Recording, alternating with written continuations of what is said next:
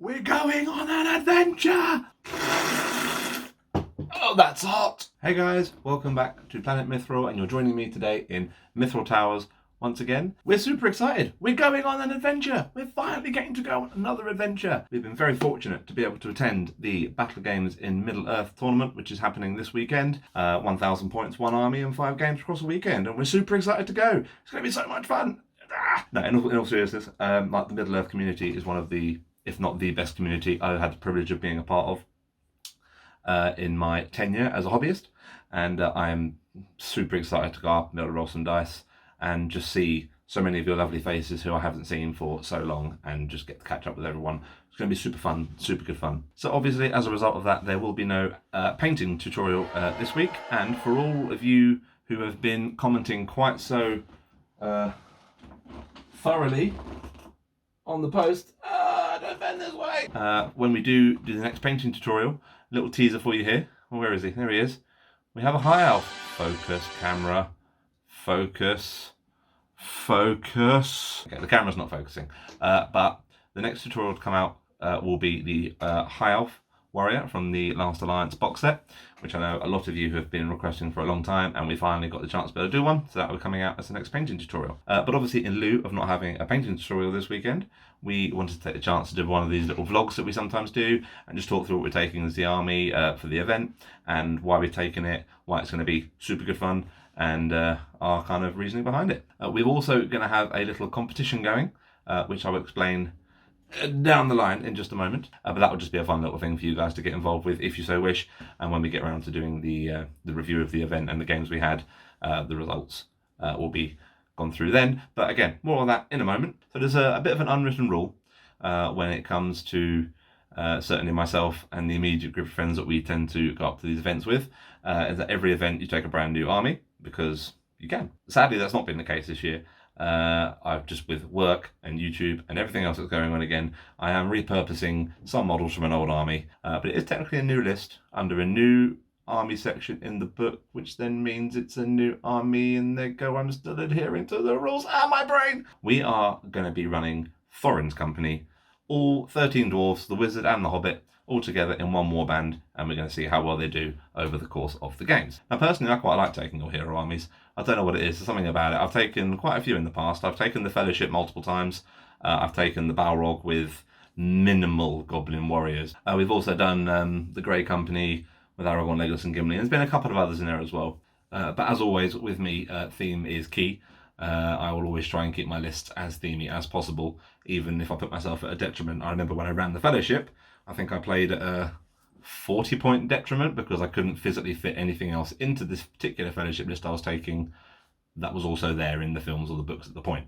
But yes, so our army composition for this weekend, it is going to be the full Thorins Company, and we were lucky enough in the past to be able to get hold of the Fordrod alternate sculpts, which are just beautiful models. They're absolutely stunning. Really, really good. I'm really glad that I was able to get hold of them as and when I did before they discontinued them. But yes, our list is comprised as thus: the one and only dwarf, King Under the Mountain, Thorin Oakenshield. He does indeed have Orcrist and the Oakenshield. And then we have Balin, Dwalin, Biffa, Bofa, Bomba, Nori, Dori, Ori, Fili, Kili, Oin, and Gloin. I think I've got all of those. Is that all of them? Oh, if I've missed a dwarf or two there, then shame on me. Absolute shame on me. And then, of course, we have the White Wizard. No, different film. The Grey Wizard. Oh, my inner nerd is shouting at me.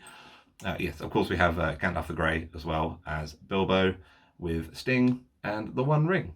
This list is really cool. Not only does it meet the 1,000-point limit, bang on the money, all the dwarfs feel really unique. They've all got really special rules, and most of the rules in there are really, really fun and really cool to use in the game. Not looking at you, combat synergy. So we've got the killers in Thorin, Dwalin, Gloin, and Nori actually is quite a decent killer as well, mainly because, as with Dwalin, he has the Weapons Master rule, so he doesn't suffer the -1 when he's rolling two-handed, so he's always getting that bonus to wound. And we've got some support abilities in Balin's ability to reroll the priority dice, Oin being able to heal, and of course Bomba being able to give out more will points to friendly dwarves that are in base contact with him. We've also got Biffa with his little axe rule, whereupon I think if he wins a fight, you can opt to take 1 strength 4 hit, at which point, if you kill the model, you will, or wound the model, I should say, you'll rip the axe blade out of his head, and then he can call a heroic combat every turn for free. And what part of that isn't winning? There's a little bit of everything in this list, which is really nice, and it really feels like it's going to be a fun list to run. The only slight downside to Thorins Company is their relatively low defense across the board. Now, they've got quite a consistent fight value and strength. I think the majority of them are fight value 4. I think the vast majority of them are strength 4 as well. So that means they can really, they've got a good chance of winning fights and putting models down. But yeah, so as I was saying, the only real downside to them is their average defense across the board tends to be between 5 and 6. Generally speaking, 5, because they're only wearing Traveller garb. They're not the champions of Erebor counterparts, which I'm so excited to run at an event one day, and I've got a plan in there for it. It's in there, rattling around in the empty space. The hamster on the wheel hasn't quite given up with that one yet. So yeah, they'll be dropping. If they lose fights and they're outnumbered, there's a chance that they will drop fairly quick, but we're hoping that we can kind of keep the momentum, push through that and go. And with the army bonus as well, all dwarves re-rolling 1s within 3 of Thorin. And of course, every single one of them now getting Heroic March, which I believe was in an errata at one point. So I'm hoping I can kind of punch a hole with the strongest dwarves and then kind of fan out with the little ones and the less combat adept ones, and be able to play semi-competently. We only want semi-competently. We don't ever plan to be a competent gamer. Never. I'm not looking forward to having to track all this might, will, and fate. I'm not going to lie. So yeah, so that is what's happening this weekend. We will, of course, be giving you a rundown of all the games we've played the following week. And also, we're going to use this as a chance to play a little game with Thorins Company, as well as anyone at home who wants to join in. Across the weekend, as well as marking down all these might, will, fate, and wounds, and all the resource management I've got to take into account, I'm going to be keeping track of every single kill, confirmed model kill on the tabletop that each dwarf gets. The goal being, at the end of the weekend, to see which of Thorins Company have killed the most models on the tabletop across the 5 games. This is the contest to end all contests within Thorins Company.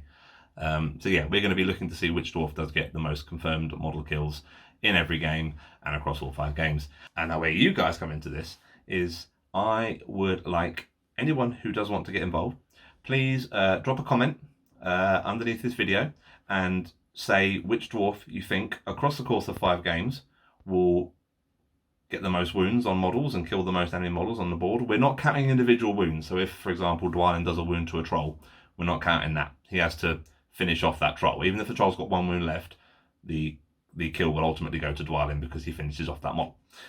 So we're going for confirmed model kills removed from the tabletop, which will count towards their overall score. But yes, so anyone who wants to get involved, please drop a comment under this video and state which dwarf you think will kill the most over the 5 games and why. So we'll give an example. Say Thorin gets the most kills over the course of 5 games. All the people who commented and championed Thorin in this instance to be the most effective dwarf in the company, their names will be all put into a draw, and 1 random name will be drawn out of that, and the winner there will win a set of Planetmithril dice, and they're lovely dice. They're lovely black marbled and gold inlet, and I think we've also got some silver marble with black inlet as well. So they're really lovely dice, really high quality. They're rounded edges and they roll really well. So yeah, it's going to be a fun little game we're going to play over the weekend, and a way that we can interact with you guys a bit more and just have a little bit of fun all together, and finally work out who in this company is the top dog. We did think about doing like odds for heroes. So if Ori, for some reason, with his slingshot, which on a 6 wounds a model automatically, without having to take a wound roll anyway, if he does get the most kills, we thought about doing odds and making the prize exponential and whatnot, but it was that was too much for my brain to cope with. So we're going to keep it nice and flat. Depending on the amount of people who vote for a certain dwarf, we might do a couple of draws. We've got dice and other bits to give out, and we might even end up giving out a t-shirt. We might even do first, second, third, but we will obviously gauge that as and when we see how many of you guys have voted for your favourite dwarf. But yes, so that is what's happening this weekend. Thank you everybody for tolerating the lack of painting tutorials. Like I say, we've got this week, and then next week we'll have the review, and then we'll try and get the high elf tutorial out. We might even try and get it out next week at the same time as the review, but we'll see. But if not, the week after will definitely be the high elf, and then we are going to be moving on to either Eagles or Luke Skywalker. We might even get into our first Legion model. I'm not sure yet. But we've got a lot on the desk ready to go, and super excited to get more content out for you guys. But yes, so until then, thank you guys all for watching. Wish us luck. Give Thorins Company all that big vibes, all that big energy. We want them to do well. And don't forget to get your votes in for your favourite dwarf. So thank you guys so much for watching, and we hope to see you in the next video. Take care, guys. Have a good weekend. Bye.